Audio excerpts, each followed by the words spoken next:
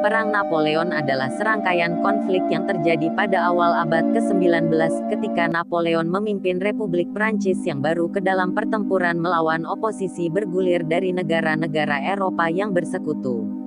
Didorong oleh semangat revolusioner dan kecerdikan militeristik, Napoleon mengawasi periode peperangan yang intens melawan 6 koalisi, membuktikan kepemimpinannya dan ketajaman strategi berkali-kali, sebelum akhirnya menyerah pada kekalahan, dan turun tahta, pada tahun 1815. Berikut adalah 10 fakta tentang Perang Napoleon. 1. Napoleon Bonaparte bisa disebut sebagai tokoh sentral dalam perang tersebut, sehingga dikenal dengan sebagai Perang Napoleon. Tidak mengherankan, Napoleon Bonaparte adalah tokoh sentral, dan menentukan, dari Perang Napoleon. Mereka biasanya dianggap telah dimulai pada tahun 1803, di mana Napoleon telah menjadi konsul pertama Republik Perancis selama 4 tahun. Kepemimpinan Napoleon membawa stabilitas dan kepercayaan militer ke Prancis setelah revolusi dan gaya kepemimpinannya yang agresif membentuk konflik yang kemudian membentuk perang. 2. Perang Napoleon dirancang oleh Revolusi Perancis. Tanpa Revolusi Perancis, Perang Napoleon tidak akan pernah terjadi. Konsekuensi dari pergolakan sosial kekerasan pemberontakan meluas jauh melampaui perbatasan Prancis, memicu konflik lain di seluruh dunia yang kemudian dikenal sebagai Perang Revolusi. Kekuatan tetangga memandang Revolusi Perancis sebagai ancaman bagi monarki yang sudah mapan dan mengantisipasi intervensi. Republik baru itu menyatakan perang terhadap Austria dan Prusia. Pendakian Napoleon melalui militer Prancis tidak diragukan lagi didorong oleh peran yang semakin berpengaruh yang ia mainkan dalam Perang Revolusi.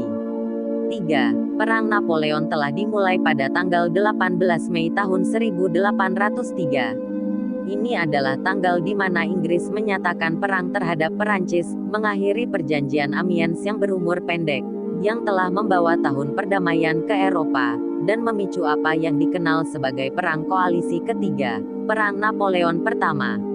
4. Napoleon telah berencana untuk menginvasi Inggris ketika menyatakan perang terhadap Perancis. Agitasi yang meningkat yang mendorong Inggris untuk mendeklarasikan perang terhadap Perancis pada 1803 sepenuhnya dibenarkan. Napoleon sudah merencanakan invasi ke Inggris, kampanye yang ia maksudkan untuk didanai dengan 68 juta francs yang baru saja Amerika Serikat bayarkan kepada Prancis untuk pembelian Louisiana.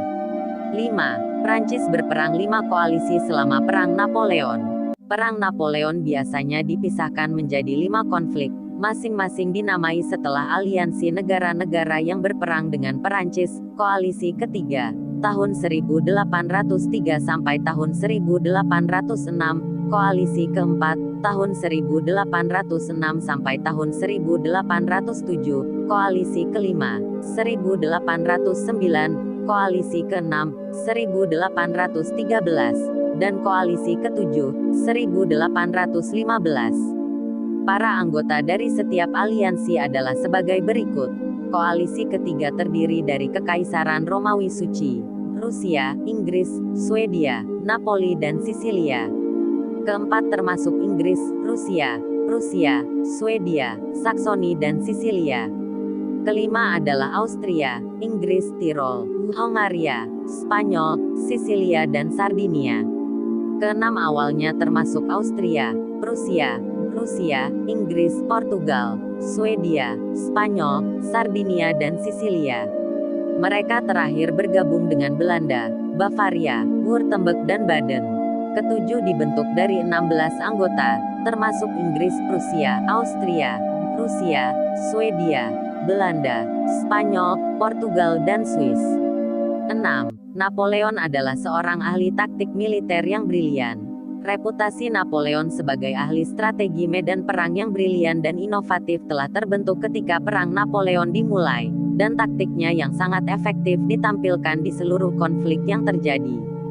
Dia tidak diragukan lagi salah satu jenderal yang paling efektif dan berpengaruh dalam sejarah, dan sebagian besar sejarawan setuju bahwa taktiknya mengubah peperangan selamanya. 7. Pertempuran Austerlitz secara luas dianggap sebagai kemenangan terbesar Napoleon. Bertempur di dekat Austerlitz di Moravia, sekarang Republik Ceko. Pertempuran itu membuat 68.000 tentara Prancis mengalahkan hampir 90.000 tentara Rusia dan Austria. Ia juga dikenal sebagai Pertempuran Tiga Kaisar. 8. Supremasi Angkatan Laut Inggris memainkan peran penting dalam perang. Untuk semua kecerdikan medan perang Napoleon, Inggris secara konsisten berhasil menghadirkan kekuatan oposisi yang kuat selama Perang Napoleon. Ini berutang banyak kepada armada Angkatan Laut Inggris yang tangguh, yang cukup substansial untuk memungkinkan Inggris melanjutkan perdagangan internasional dan membangun kekaisarannya, hampir tidak terganggu oleh ancaman invasi dari seluruh selat. Komando Laut Inggris paling terkenal dipamerkan di Pertempuran Trafalgar, kemenangan Angkatan Laut Inggris yang menentukan dan secara historis dibanggakan, yang membuat armada Prancis Spanyol hancur tanpa satu pun kapal Inggris yang hilang. 9. Perang Napoleon memicu konflik global. Tak pelak lagi, perebutan kekuasaan di Eropa berdampak pada panggung global. Perang 1812 adalah contoh yang bagus. Ketegangan mendidih yang akhirnya memicu konflik antara AS dan Inggris ini, sebagian besar, disebabkan oleh Perang Inggris yang sedang berlangsung dengan Prancis, sebuah situasi yang mulai berdampak serius pada kemampuan Amerika untuk berdagang dengan Prancis atau Inggris. 10. Periode Hundred Days membawa Perang Napoleon ke kesimpulan yang dramatis.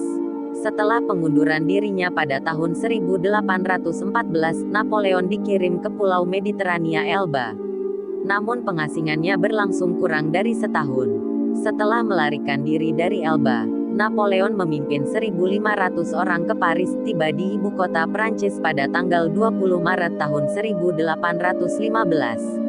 Ini memulai apa yang disebut Hundred Days, periode singkat namun dramatis yang membuat Napoleon merebut kembali kekuasaan sebelum memasuki serangkaian pertempuran dengan pasukan sekutu. Periode itu berakhir pada tanggal 22 Juni ketika Napoleon turun tahta untuk kedua kalinya setelah kekalahan Prancis di pertempuran